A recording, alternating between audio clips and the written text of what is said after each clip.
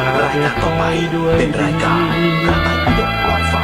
ดำเนินรายการโดยฮาโลกวิทูหมายถึงเป็นผู้แจ้งในโลกนี้อนุตโรปุริสัทธัมมการติข้องบก็มีความแปลให้ฟังเป็นผู้ฝึกผู้สอนมนุษย์ได้ดีและก็ไม่มีผู้ใดเทียมเท่าสักครั้งข้อเจ็ดศรัทธาเทวมนุษย์สานังศาสดาสอนสั่งมนุษย์และเทวดาพุทโธ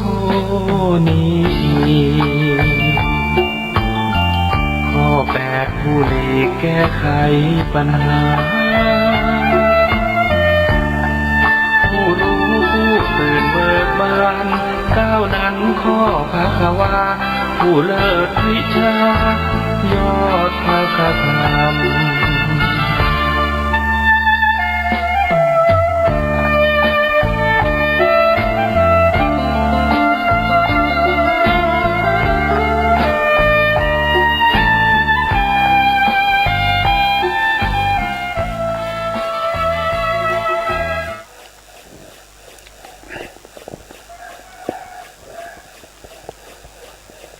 อะระหังสัม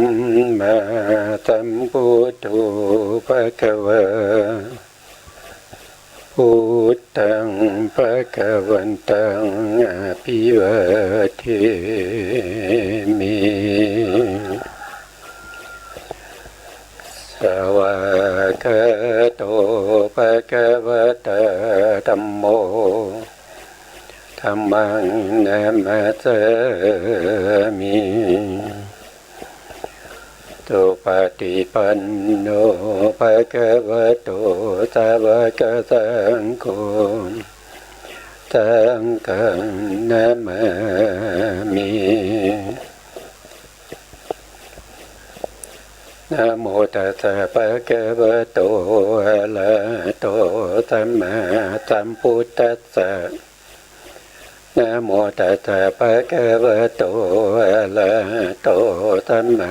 สัมพุทธัสสะนะโมตัสสะภะคะวะโตอะระหะโตสัมมาสัมพุทธัสสะสัมมาสัมพุทธมาตุลังสัจธัมมกานุตตมังอาภิวาทิยาปาติตังอาภิธรรมัตถาสังฆังตถาวุตตาภิธรรมัตถาจตุถาปรมัตถาโตจิตตังเจตสิกังรูปังนิพพานะมิติสัพพทังขอกราบนมัสการพระมหาเถระพระสังฆาธิการพระเถรานุเถระและขอสวัสดีท่านผู้ฟังและผู้ชมทุกท่านที่ติดตามในรายการพระไตรปิฎกลอยฟ้าในเนื้อหาของพระอภิธรรมนะครับครั้งนี้เป็นครั้งที่44นะครับซึ่งครั้งก่อนๆเราก็ได้ทดสอบโปรแกรมใหม่นะครับก็ไม่ค่อยสมบูรณ์เท่าไหร่นะเพราะฉะนั้นครั้งอาจจะผิดพลาดไปบ้างนะครับก็ถือว่าครั้งนี้เป็นครั้งที่44นะครับในเรื่องของมิสกสังฆะนะมิสกสังฆะก็คือเรื่องของการแสดงธรรมที่ปะปนกันระหว่างกุศลและก็อกุศลมีอยู่ทั้งหมด7หมวดธรรมด้วยกันนะเราก็ศึกษาในส่วนที่เป็นหมวดที่3ที่ชื่อว่ามัคคังคะนะมัคคังคะก็มีทั้งส่วนที่เป็นกุศลแล้วก็ส่วนที่เป็นอกุศล ส่วนที่เป็นกุศลก็นำไปสู่สุคติด้วยมรรคมีองค์5โดยปกตินะแต่ถ้ามรรคมีองค์8ในส่วนที่เป็นกุศลเนี่ยเขาจะเกิดพร้อมกันที่ในมรรคจิต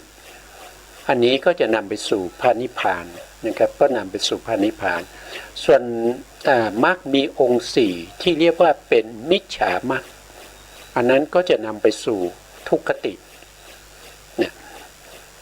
ซึ่งเราก็จะทบทวนนิดหน่อยนะครับที่หน่อยแล้วก็จะไปสู่เนื้อหานะครับเนื้อหาต่อไปเราก็จะพูดถึงเนื้อหาที่เป็นส่วนที่นำไปสู่สุคตินะในวันนี้นะ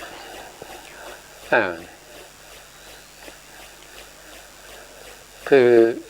ตรงนี้เราก็ทบทวนบ่อยๆทุกครั้งที่เราจะเข้าสู่เนื้อหานะครับอย่างที่เราเห็นอยู่นะครับว่ามรรค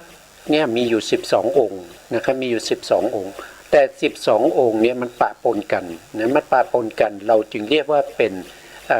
มรรคขังคะที่เป็นมิสกะมีทั้งกุศลแล้วก็อกุศลนะครับส่วนข้างล่างตรงนี้นะครับข้างล่างตรงนี้นะพวกนี้เป็นอกุศลส่วนข้างบนตรงนี้มีอยู่8องค์ด้วยกันนะครับก็เป็น ตัวที่ครับก็เป็นส่วนที่เป็นกุศลแล้วก็นำไปสู่สุคตินะนำไปสู่สุคติภูมิเนี่ยก็จะมีแค่5องค์เท่านั้นนะครับ5องค์เท่านั้นส่วนถ้านำไปสู่พระนิพพานก็จะมีอยู่8องค์นะมีอยู่8องค์นะครับนะอันนี้ก็เราก็พูดกันนะครับทีนี้เราก็ไปดูเนื้อหานะครับดูเนื้อหา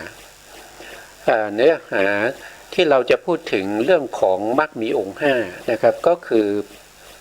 ปัญจังคิกมรรคนะครับหรือที่เรียกว่ามรรคมีองค์5นะครับมรรคมีองค์5นะมรรคมีองค์5มาจากไหนล่ะครับมาจากไหนมาจากไหนก็คือมาจากพระอภิธรรมปิฎกนะคัมภีร์วิพังค์นะเล่มที่2ภาคที่2ในหน้าที่263นะเรื่องมรรคมีองค์8เราพูดไปแล้วจบไปแล้วนะครับตอนนี้เรามาพูดถึงมรรคมีองค์5มรรคมีองค์5ในมรรคมีองค์5เนี่ยก็จะมีองค์ที่1ก็คือสัมมาทิฏฐิองค์ที่2ก็คือสัมมาสังกัปปะองค์ที่3ก็คือสัมมาวายามะองค์ที่4ก็คือสัมมาสติองค์ที่5สัมมาสมาธิในธรรมเหล่านี้องค์มรรคมีองค์5เป็นไฉนภิกษุในศาสนานี้เจริญโลกุตละฌานอันเป็นเครื่องนำออกจากโลกเข้าสู่นิพพานเพื่อประหารทิฏฐิเพื่อบรรลุปฐมฌานสงัดจากกามสงัดจากอกุศลทั้งหลายแล้วบรรลุปฐมฌานประกอบด้วยวิตกวิจารมีปิติมีสุขอันเกิดจากวิเวกเป็นทุกขาปฏิปทาคันธาพิญญาอยู่ในสมัยใดมักมีองค์5คือสัมมาทิฏฐิสัมมาสังกัปปะสัมมาวายามะสัมมาสติสัมมาสมาธิมีในสมัยนั้นนี่ก็คือที่พระพุทธองค์ได้แสดงไว้เรามาดูคำอธิบายนะพระพุทธองค์ทรงแสดงว่าภิกษุในศาสนาคือศาสนาพุทธนี้นะครับเจริญโลกุตละฌานอันเป็นเครื่องนำออกจากโลกไปสู่นิพพานไปสู่นิพพานเพื่อประหารทิฏฐิเพื่อบรรลุปฐมฌานเพื่อบรรลุปฐมฌานสงัดจากกามสงัดจากอกุศลทั้งหลายเข้าปฐมฌานนะครับพอเราอ่านถึงตรงนี้เนี่ยเรารู้ได้ทันทีเลยว่าที่พระพุทธองค์แสดงตรงนี้เนี่ยท่านพูดถึงมรรคมีองค์5ที่ประกอบอยู่ในปฐมฌานปฐมฌานตรงนี้เนี่ยก็คือ ปฐมฌานที่เป็นโลกิยะนะครับที่เป็นโลกิยะนะโลกิยะปฐมฌานก็คือดวงนี้นะดวงนี้ที่เป็นกุศลนะที่เป็นกุศลหรือว่าเป็นกิริยานะเป็นกิริยาซึ่งตรงนี้เนี่ยจะไม่มีวิรติประกอบนั่นแสดงว่าวิรติเนี่ยเป็นองค์แห่งมรรคนะครับวิรตินี่เป็นองค์แห่งมรรคนะเรามาดูนะครับดูเจตสิกนะวิรติมีอยู่3ใช่ไหมครับวิรติ3เนี่ยก็จะมีสัมมาวาจาสัมมากัมมันตะสัมมาอาชีวะวิรติจะเกิดขึ้นได้จะต้องมีมิตรภวัตถุซึ่งเป็นวัตถุที่ควรจะต้องเว้นปรากฏอยู่เฉพาะหน้าในขณะที่เราเข้าฌานเราเข้าปฐมฌานเนี่ยถามว่าเรากำลังเว้น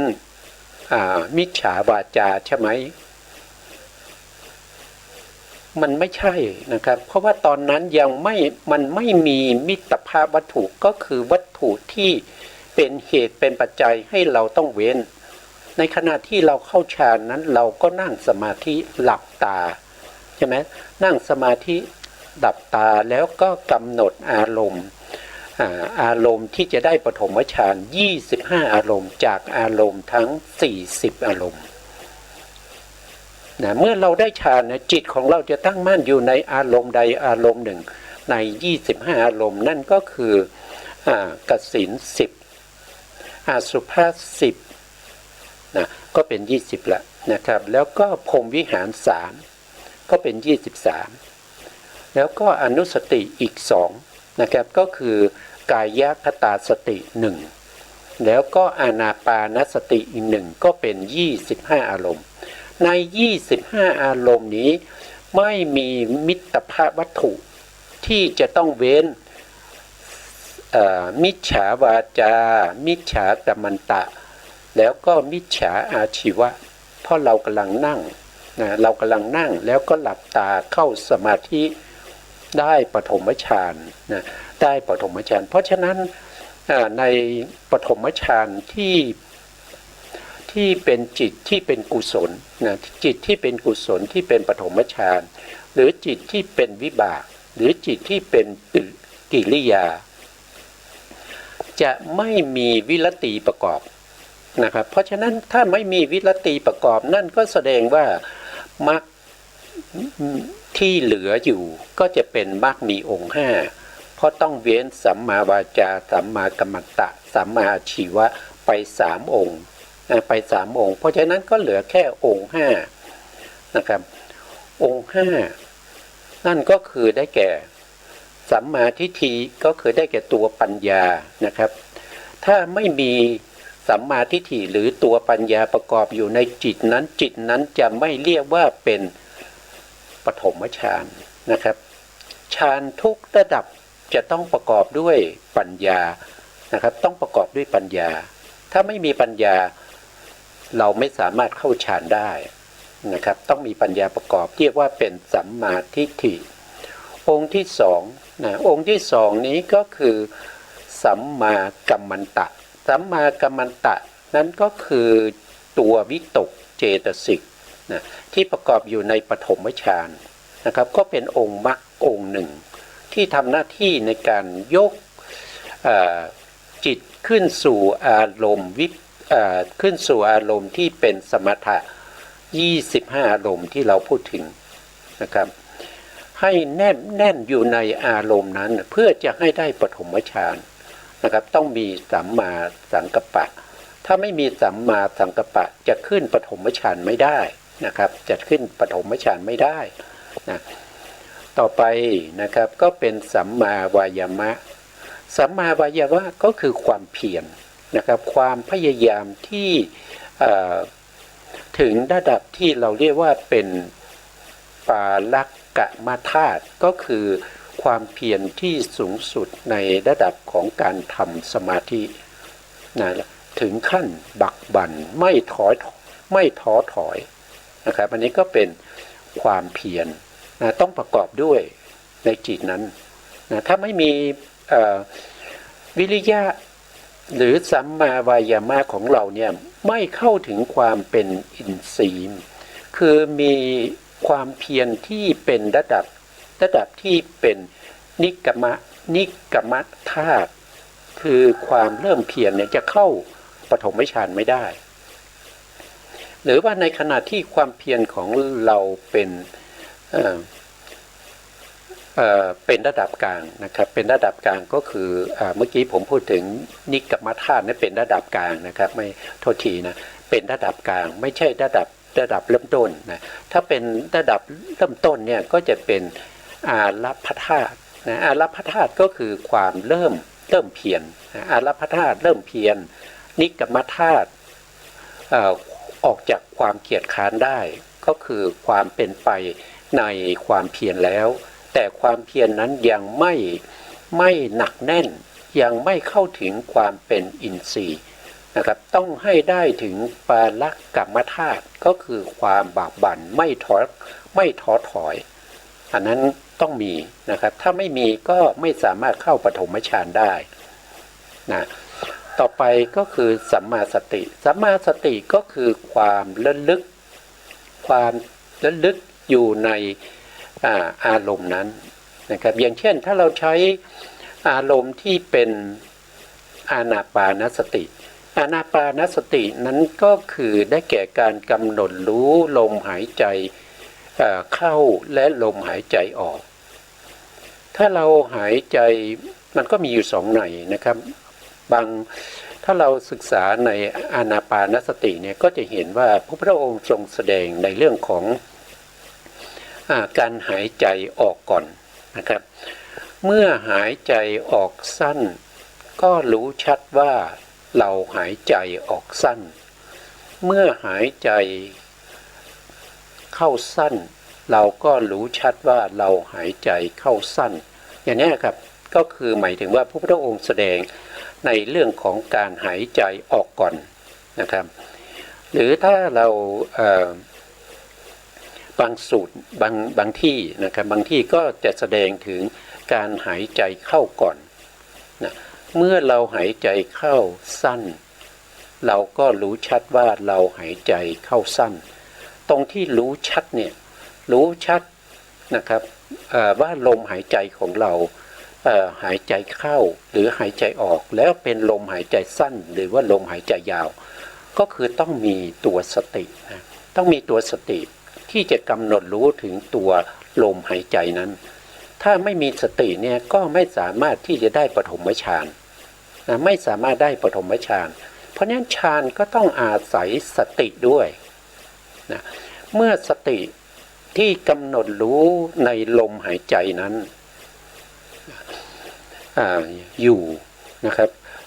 คือเขาจะมีอยู่ทั้งหมดว่าโดยอานาปานสูตรเนี่ยก็จะมีทั้งหมดถึง16นะ16ในด้วยกันนะครับก็จะแบ่งออกเป็นที่กำหนดรู้ในเรื่องของกายเนี่ยก็จะมีอยู่4จตุกะนะครับกาย4จตุกะ4จตุกะมีอยู่4ข้อนะครับก็คือหายใจออกสั้นก็รู้ว่าหายใจออกสั้นรู้ชัดนะรู้ชัดว่าหายใจออกสั้นหายใจเข้ายาวก็รู้ชัดว่าข้อที่2นะหายใจเข้ายาวก็รู้ชัดว่าเรากำลังหายใจเข้ายาวอย่างเงี้ยนะข้อที่3ก็คือเดี๋ยวใหม่ผมเอาใหม่นะครับอาจจะ1ก็คือหายใจออกสั้นเราก็รู้ชัดว่าเรากำลังหายใจออกสั้นนี่คือข้อที่1ข้อที่2ก็คือหายใจออกยาวก็รู้ชัดว่าเรากำลังหายใจออกยาวนี่ข้อที่2ข้อที่3ก็คือต้องกำหนดรู้กองลมทั้งพวงคือทั้งเขาหายใจเข้ายาวหายใจออกยาวหายใจเข้าสั้นหายใจออกยาวต้องกำหนดรู้ให้หมดแล้วก็จะต้องทำกองลมของเราเนี่ยให้สำเนียกก็คือทำให้กองลมของเราเนี่ยให้ละเอียดขึ้น นะครับทั้งลมหายใจเข้าสั้นหายใจออกสั้นหรือหายใจออกยาวหายใจเข้ายาวพวกนี้ต้องทำให้ลมหายใจของเราเนี่ยให้ละเอียดขึ้นนะครับมันนั้นก็เป็น4ข้อ4ข้อนี้ก็จัดอยู่ในกายานุปัสสนาสติปัฏฐานด้วยนะเป็นปัปพะที่1เรียกว่าเป็นอานาปานปัปพะนอกจากนั้นยังมีอีก3 หมวดนะครับ3 หมวดก็จะเป็นไปในเรื่องของเวทนานะครับจิตเมื่อหายเมื่อหายใจเข้านะครับผมมีเวทนาที่เป็นสุขนะครับก็กำหนดรู้ถึงเวทนานะครับที่เราหายใจเข้าแล้วก็มีเวทนาที่เป็นสุขนะเวทนาที่เป็นทุกข์นะครับนะเวทนาที่เป็นอุเบกขาอย่างเนี้ยนะครับประกอบด้วยหายใจเข้าหายใจออกด้วยนะนี่ก็เป็นในส่วนที่เป็นเวทนานุปัสสนาสติปัฏฐานแล้วก็ไปกำหนดรู้ในเรื่องของจิตด้วยนะครับจิตมีราคะจิตปัสสจากราคะจิตมีโทสะจิตปัสสจากโทสะจิตมีโมหะจิตปัสสจากโมหะจิตเป็นมหคตะจิตไม่เป็นมหคตะจิตมีจิตที่มีจิตอื่นยิ่งกว่าและจิตที่ไม่มีจิตอื่นยิ่งกว่าอะไรพวกนี้นะครับอันนั้นก็เป็นเรื่องของจิตตานุปัสสนาสติปัฏฐานแล้วก็ธรรมานุปัสสนาสติปัฏฐานก็คือการกำหนดรู้ถึงเวลาเราหายใจเข้าเนี่ยก็จะมีพวกนิวรณ์อย่างเงี้ยมีนิวรณ์นะครับนิวรณ์มีกัมมฉันทานิวรณ์พยาปาทานิวรณ์ถีนมิทานิวรณ์วิจิกิจฉานิวรณ์อุทธัจจกุกุจจานิวรณ์อะไรพวกนี้นั่นก็จะเป็นเรื่องของธรรมานุปัสสนาสติปัฏฐานก็ต้องกำหนดรู้ในขณะที่เราหายใจเข้าเนี่ยเรามีสภาวะธรรมอย่างนี้เกิดขึ้นเราต้องกำหนดรู้อันนั้นก็เป็นการกำหนดโดยใช้สตินะครับที่เป็นสัมมาสติกำหนดรู้ถึงสภาวะนั้นถ้าสติเราไม่กำหนดรู้ในสภาวะที่เป็นลมหายใจเข้าออกเนี่ยนั่นก็ไม่ใช่อานาปานสติแล้วก็ไม่ได้ปฐมฌานนะครับถ้าไปกำหนดอย่างอื่นนะครับอย่างเช่นเราไปกำหนดในเรื่องของพุทธานุสตินะระลึกถึงคุณพระพุทธเจ้าพระธรรมพระสงฆ์อย่างเงี้ยอันนี้ก็เป็นสมาธิเหมือนกันแต่อารมณ์เหล่านี้ไม่สามารถเข้าปฐมฌานได้แค่อุปจารสมาธินะครับก็จะเป็นลักษณะขึ้นอยู่กับเราต้องรู้ว่าเราจะไปฌานไหนแล้วเราควรจะใช้อารมณ์อะไรแล้วก็สติเราจะกำหนดยังไงรู้ตรงไหนเนี่ยอันนั้นสตินั้นก็คือสัมมาสติ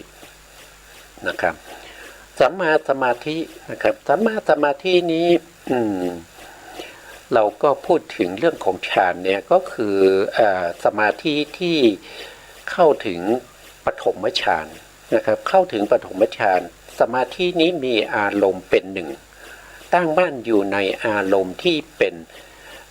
อานาปานสตินะครับจนได้นิมิตนะจนได้นิมิตที่เป็นปฏิภาคนิมิต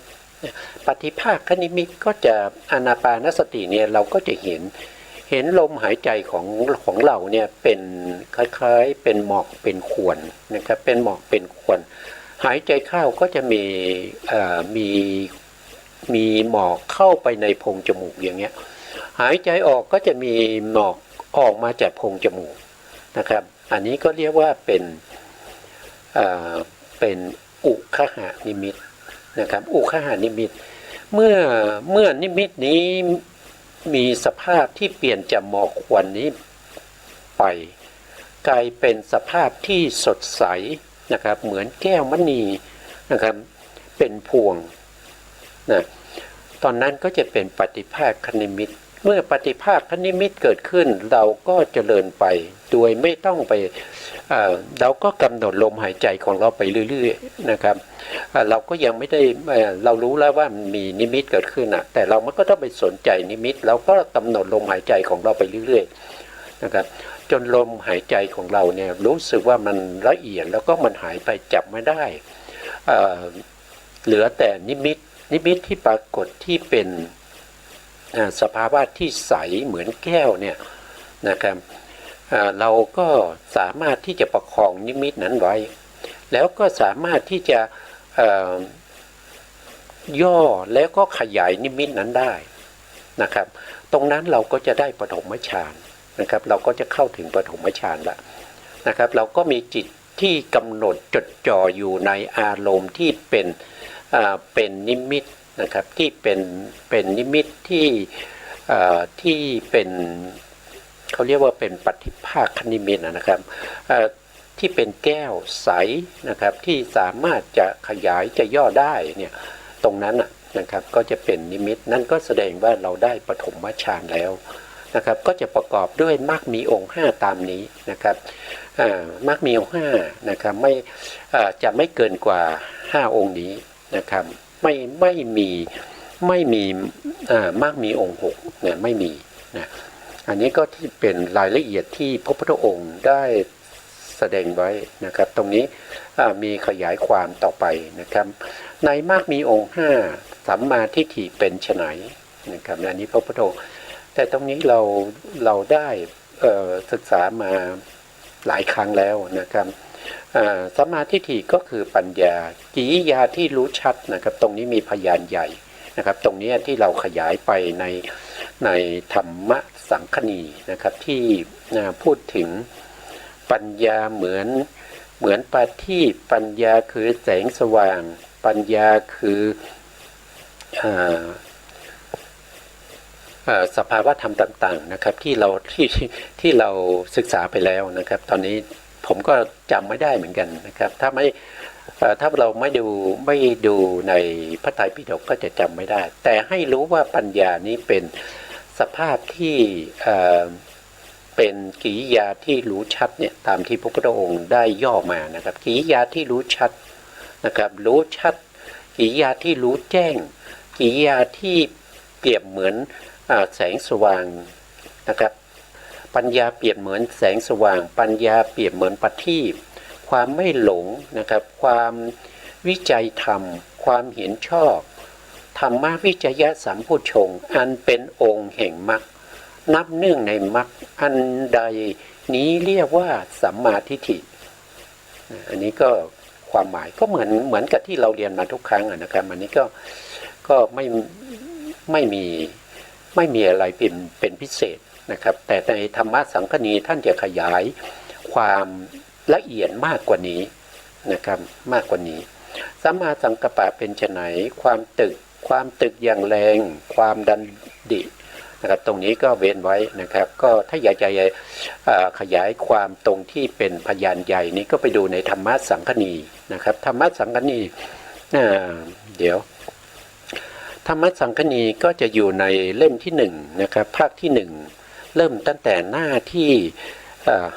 582นะครับเราศึกษาไปครั้งก่อนแล้วนะแต่ก็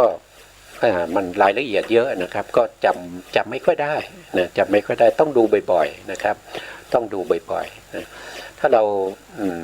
าศึกษาอย่างเงี้ยเราเปิดพระไตรปิฎกเนี่ยเราก็เห็นเราก็อ่านไปด้วยแล้วก็ทำความเข้าใจไปด้วยเนี่ยมันก็พอได้แต่เมื่อผ่านไปแล้วมาลึกๆเนี่ยมันยังมีปัญหาอยู่ว่าเพราะว่าเราเนี่ยโดยเฉพาะผมนะครับเป็นคนที่ความจำไม่ค่อยดีแล้วก็ปัญญาน้อยด้วยนะครับเพราะฉะนั้นจำมาถูกบ้างผิดบ้างก็คือที่จำมาถูกเนี่ยมันก็เป็นของพระสัมมาสัมพุทธเจ้านะครับแต่ถ้าจำผิดเนี่ยมันเป็นของผมนะมันเป็นของผมจำมาผิดเองนะครับผมเข้าใจมาผิดเองนะครับเพราะฉะนั้นก็เป็นกรรมของผมนะครับเป็นกรรมของผมเพราะว่าผมจำไม่ได้นะครับผมจำไม่ได้ก็บอกว่าจำไม่ได้นั่นแหละนะก็จำไม่ได้นะ แต่ถ้าเราอยากจะดูก็ไปดูในธรรมะสังคณีนะครับในหน้าที่585อะไรเนี่ยนะครับเนี่ยผมยังจำไม่ได้เลยพูดไปเมื่อกี้582นะครับ582นะผมเนี่ยคือความจำไม่ค่อยดีนะครับบางครั้งเนี่ยคือผมไม่ได้ไปเรียนบาลีนี้ก็เนื่องจากว่าความจำผมไม่ดีนะครับผมต้องท่องผมต้องใช้ความเพียรอย่างมากนะครับผมได้ใช้ความเพียรอย่างมากถ้าให้ผมทำความเข้าใจผมก็พอทำได้อยู่นะครับแต่ถ้าไปท่องเนี่ย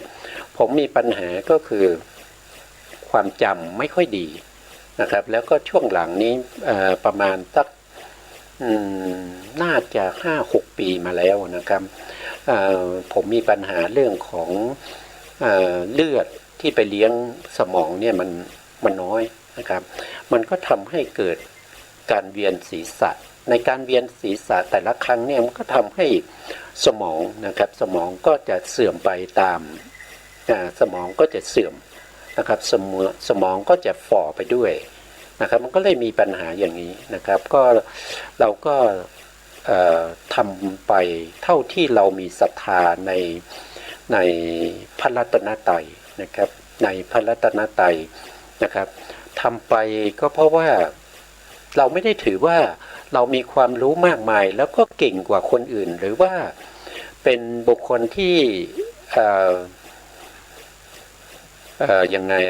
ดีเลิศกว่าคนอื่นอย่างเงี้ยไม่ได้คิดไปในทางนั้นนะครับที่ทำไปนี้ทำด้วย1ก็คือศรัทธา2ก็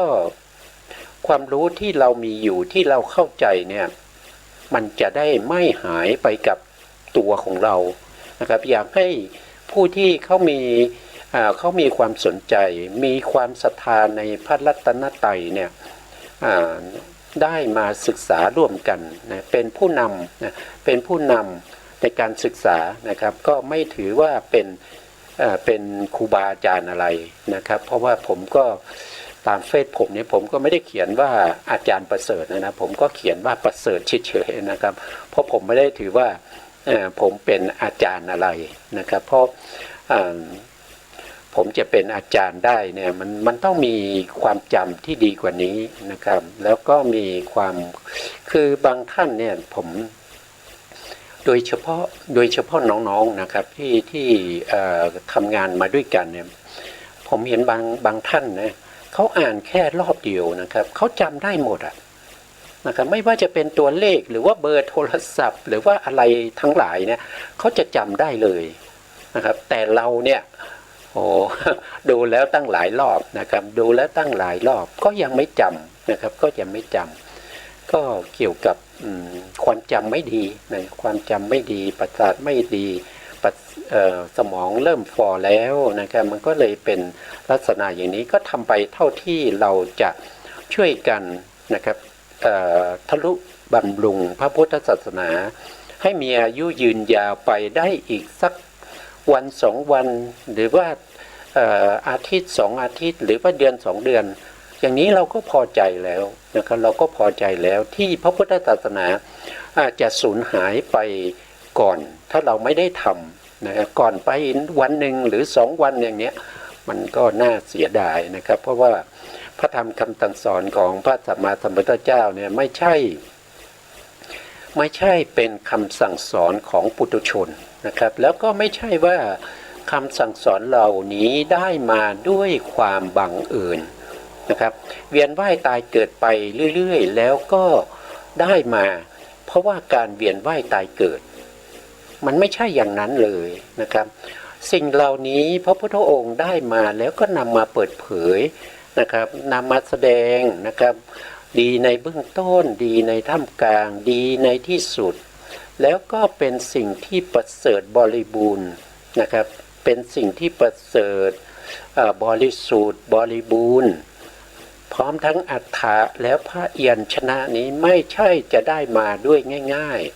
ๆนะใช้เวลาถึง4อสงไขยแสนมหากัปนะครับกว่าจะได้วิชานี้มากว่าจะได้มาแสดงธรรมให้พวกเราได้ฟังกันนะครับเราเกิดมาไม่ทันพระพุทธองค์หรือว่าในสมัยที่พระพุทธองค์ยังทรงพระชนชีพอยู่เราอาจจะเป็น อะไรเป็นเดรัจฉานเป็นเปรตเป็นอสุรกายก็ได้นะครับเราจึงไม่ค่อยได้ฟังธรรมทำให้เรามีความรู้ความเข้าใจในพระธรรมที่ไม่มากกว่านี้นะถ้าเราได้ศึกษาสมัยพุทธกาลเนี่ยถึงเราไม่มีบุญบารมี เราไม่ได้ตรัสรู้เป็นพระอรหันต์ตามพระพุทธองค์ไปนะครับเราก็คงจะมีบุญมีกุศลที่เราได้ศึกษาเป็นภาวะเป็นเหตุเป็นปัจจัย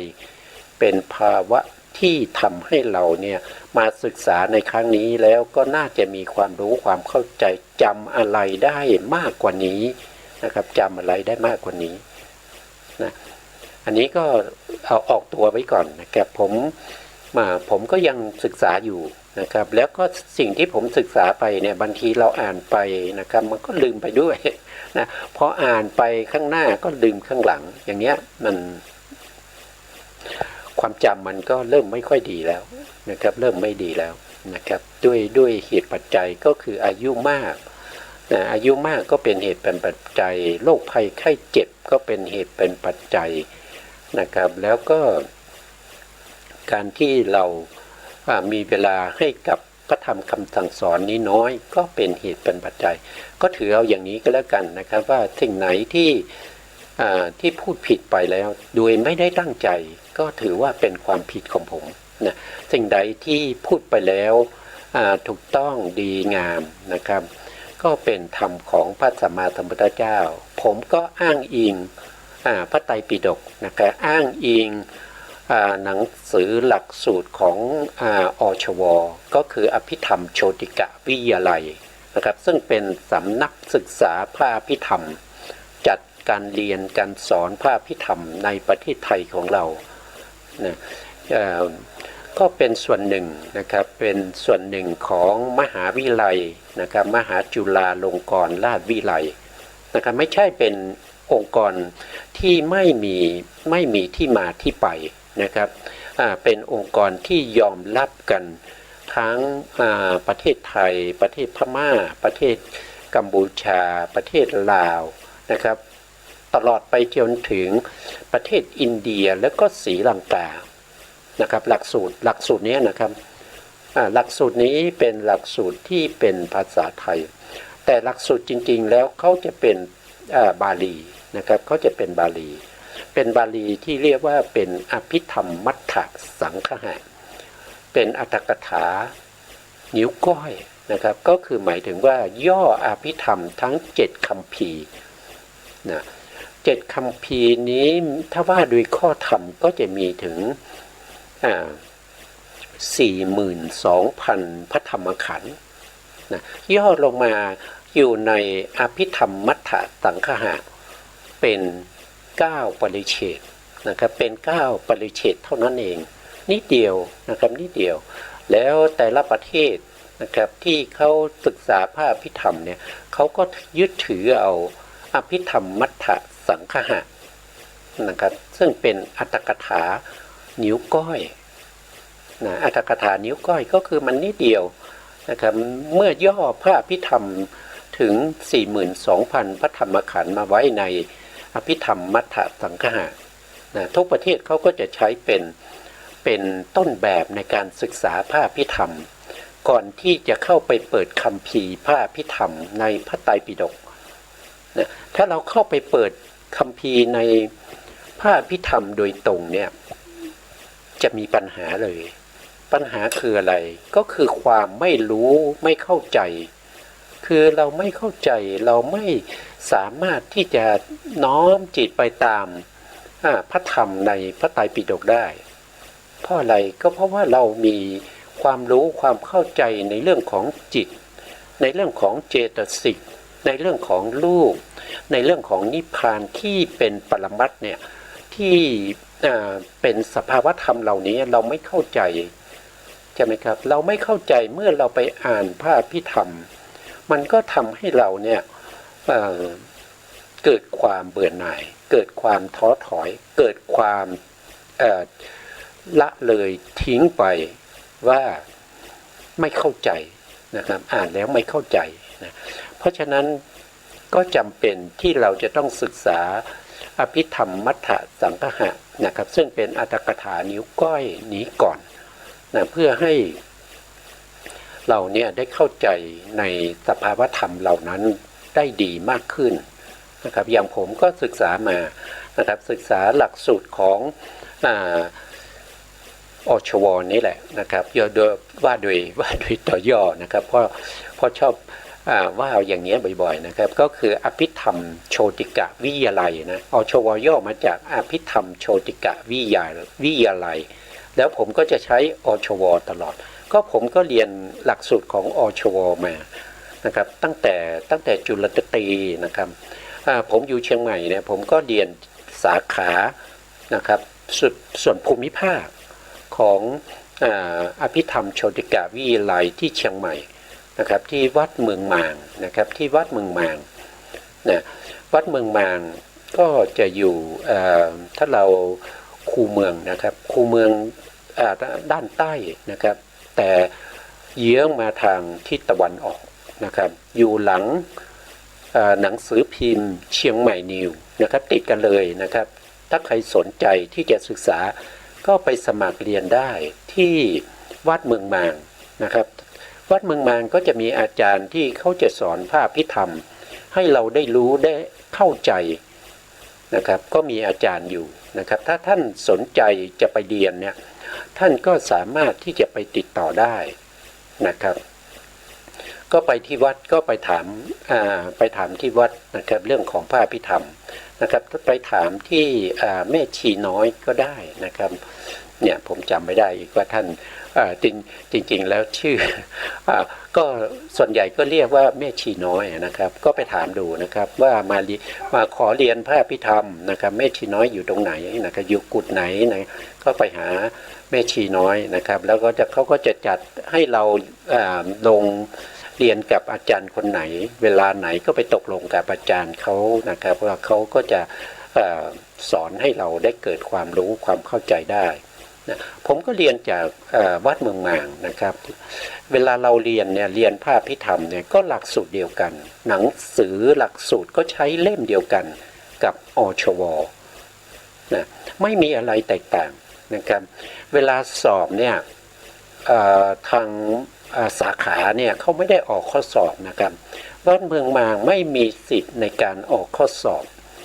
ผู้ที่จะออกข้อสอบเนี่ยก็คือได้แก่อาจารย์ที่สอนอยู่ที่อชวนะครับเป็นผู้ออกข้อสอบ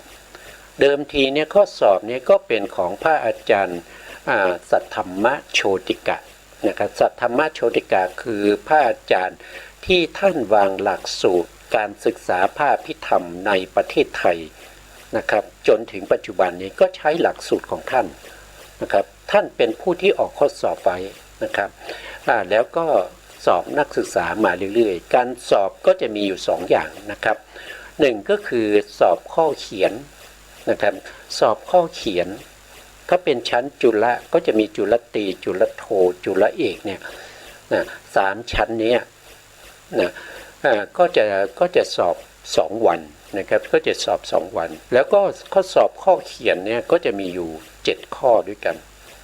เท่าที่มีอยู่10ข้อนะครับมีอยู่10ข้อให้เวลา ให้เวลาทำเนี่ย4ชั่วโมงนะครับคือหมายถึงว่าแต่ละข้อเนี่ยมีคำตอบที่ยาวนะครับมีคำตอบที่ยาวเพราะฉะนั้นการที่เราจะทำได้คะแนนเนี่ยเราก็จะต้องตอบให้ครบนะแล้วก็สำนวนก็ต้องให้เหมือนกับในหลักสูตรในหนังสือหลักสูตรนะครับแล้วก็อาจจะมีข้อบางข้อนี่ที่เกี่ยวกับเรื่องของความรู้ความเข้าใจนะครับนั่นก็จะเราก็ตอบได้ด้วยความรู้ความเข้าใจของเรานะครับอันนี้ก็จะสอบ1วันใช้เวลาสอบอยู่4ชั่วโมงเป็นข้อเขียนนะครับ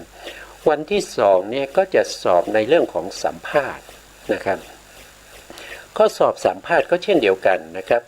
เป็นข้อสอบที่มาจากส่วนกลางอชวนะครับในภูมิภาคนี้จะไม่มีใครรู้นะครับว่าข้อสอบเนี่ยจะออกอย่างไรนะครับเพราะว่าอาจารย์ไม่มีสิทธิ์ที่จะออกข้อสอบ นะครับเพราะฉะนั้นก็ต้องรอข้อสอบที่มาจากอชวส่วนกลางนะครับเวลาที่จะสอบเนี่ยก็จะมีอาจารย์เนี่ยที่มาจากส่วนกลางเนี่ยเขาจะเป็นผู้ที่ถือข้อสอบมานะครับถือข้อสอบมาแล้วก็มาเปิดสอบวันเดียวกันกับที่สอบทั่วประเทศนะครับไม่ว่าจะเป็นสอบส่วนกลางส่วนภูมิภาคนี้มีมากมายมีหลายร้อยสาขานะครับ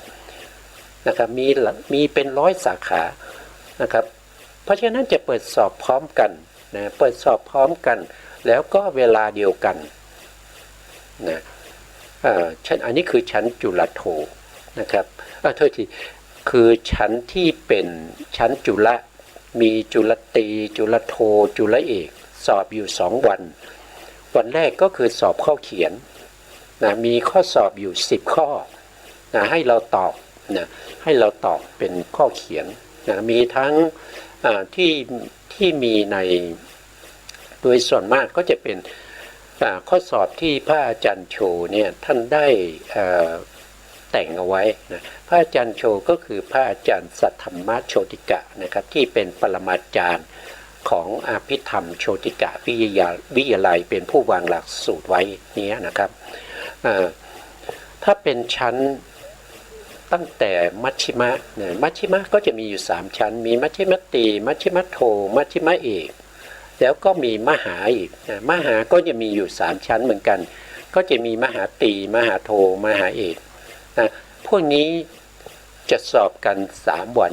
นะครับสอบกัน3 วันจะสอบข้อเขียนอยู่2 วันนะครับข้อเขียนแต่ละวันก็จะมีวันละ7 ข้อนะ7 ข้อมีการสอบในเวลาวันหนึ่งก็ใช้เวลา7 ข้อเนี่ยก็4 ชั่วโมงเหมือนกันนะครับแล้วก็สอบสัมภาษณ์อีก1 วันนะครับสอบสัมภาษณ์อีก1 วันรวมแล้วก็จะสอบอยู่3 วันนะครับผมก็เรียนมาหลักสูตรนี้นะพอไปถึงชั้นสุดท้ายนะครับก็คือมหาเอกเราก็ศึกษาที่วัดเมืองมางนะครับเสร็จแล้วเนี่ยเวลาสอบเนี่ยชั้นมหาเอกทุกท่านทุกคนที่อยู่ในภูมิภาคต้องไปสอบที่ส่วนกลางนะครับต้องไปสอบที่ส่วนกลางนะข้อสอบนะครับอะไรทั้งหมดนี้ก็จะเหมือนกันนะครับก็คือหมายถึงว่าก็จะมี7 ข้อนะครับใช้เวลา4 ชั่วโมง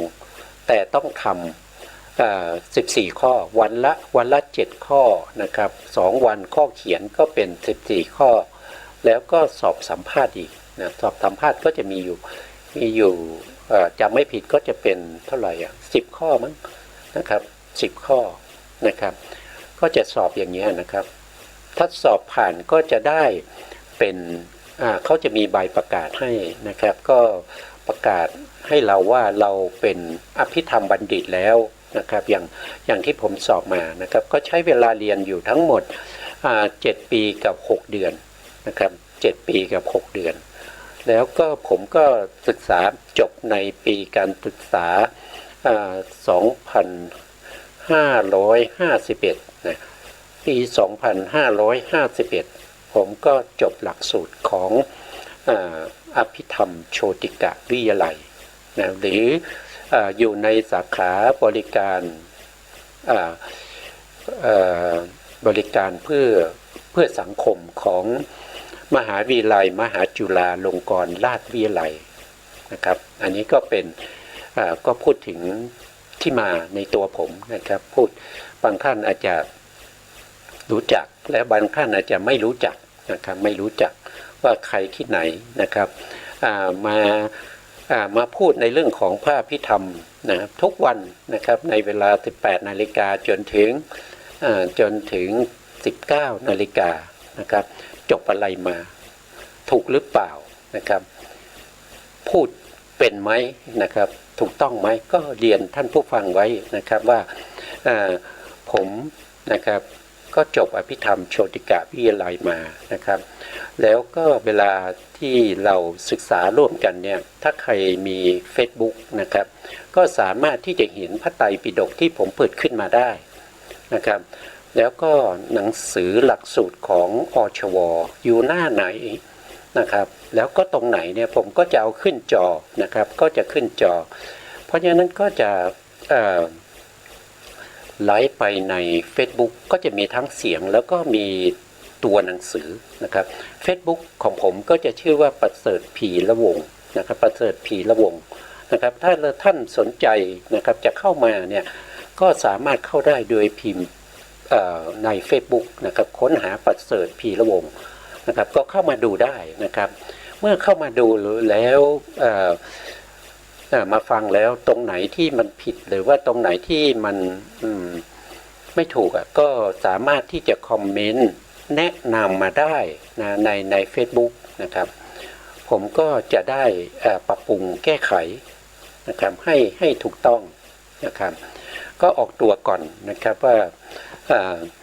สิ่งที่ผมพูดไปเนี่ยท่านสามารถตรวจสอบได้นะครับตรวจสอบได้ในหนังสือบ้างนะครับหรือว่าในอินเทอร์เน็ตบ้างหรือว่าในพระไตรปิฎกบ้างนะครับไม่ได้ยึดถือเอาไม่ได้ยึดถือเอาเฉพาะพระไตรปิฎกนะครับมีทั้งอรรถกถานะครับอรรถกถาบางครั้งอาจจะมีดีกาบางครั้งอาจจะมาจากในอินเทอร์เน็ตนะครับเมื่อเราดูแล้วมันตรงกันนะครับแต่มีการขยายความที่ทำให้เกิดความเข้าใจง่ายผมก็จะนำมานะครับนำมาเพื่อจะออกในรายการที่ผมกำลังทำอยู่นะครับแล้วก็รายการนี้ก็ได้รับความเมตตานะครับจากท่านพระครูปริยัติยานุศาสตร์นะครับเดิมทีเนี่ยท่านเป็นรองเจ้าคณะอำเภอเมืองจังหวัดเชียงใหม่นะครับตอนนี้ท่านจะไปต่างประเทศนะครับท่านก็ได้ลาออกจากรองเจ้าคณะอำเภอแล้วก็ไปเป็นที่ปรึกษานะครับที่ปรึกษาของเจ้าคณะอำเภอเมืองจังหวัดเชียงใหม่นะก็รอจังหวะที่จะไปต่างประเทศนะครับท่านจะไปต่างประเทศนี่ก็มันเป็นเวลาหลายปีนะครับท่านบอกว่าอย่างน้อยๆก็5 ปีนะครับ5 ปีเพราะฉะนั้นท่านก็ได้มีความเมตตาให้ผมเนี่ยมาช่วยในการดำเนินรายการรายการพระไตรปิฎกลอยฟ้านะครับเดิมทีเนี่ยเป็นรายการของท่านนะครับท่านก็เมตตาให้เวลาผมมานะครับผมก็จะทำให้ดีที่สุดนะครับเท่าที่จะทำได้นะครับแล้วก็ด้วยความเมตตาของพระครูสมุทรวิสุวัตรนะครับพระครูสมุทรวิสุวัตรวรกิจโจนะท่านเป็นผู้อำนวยการสถานีวิทยุนะครับเพื่อการศึกษาพระพุทธศาสนาและวัฒนธรรมFM 104.5 เมกะเฮิรตซ์วัดฝายหินจังหวัดเชียงใหม่นะถ้าเราสนใจนะครับก็สามารถที่จะฟังวิทยุทางอินเทอร์เน็ตก็ได้นะครับก็เข้ามาในเว็บไซต์ของวัดฝายหินนะครับก็สามารถที่จะรับฟังได้นะครับเมื่อกี้ผมตกไปนิดหนึ่งนะครับก็คือท่านพระครูปริยัติยานุศาสตร์เนี่ยนะครับหรือว่าบางท่านอาจจะรู้จากในนามของว่าด็อกเตอร์นะครับพระครูด็อกเตอร์สวัยนะสวัยเทพบุญนะครับพระครูด็อกเตอร์สวัยเทพบุญนะเดิมทีนะท่านก็เป็นอาจารย์ที่สอนในมจร.นะครับสาขาเชียงใหม่นะท่านก็สอนเรื่องของวิปัสสนาอยู่นะครับวิปัสสนาอยู่นี่ก็เป็นที่ไปที่มาในเรื่องของการที่ผมได้มาทำรายการนี้นะครับก็จะดีหรือไม่ก็ไม่ใช่ผมนะที่จะตัดสินใจได้นะครับก็อยู่ที่ท่านผู้ฟังนะครับจะให้ความเมตตานะครับในการที่จะรับฟังแล้วก็ช่วยกันตินะครับช่วยกันติในส่วนที่ไม่ถูกต้องในส่วนที่ไม่ถูกต้องบ้างนะครับหรือว่าในโปรแกรมที่เราท ที่เรานำเสนอนะครับบางครั้งอาจจะดูแล้วเนี่ยมันทำให้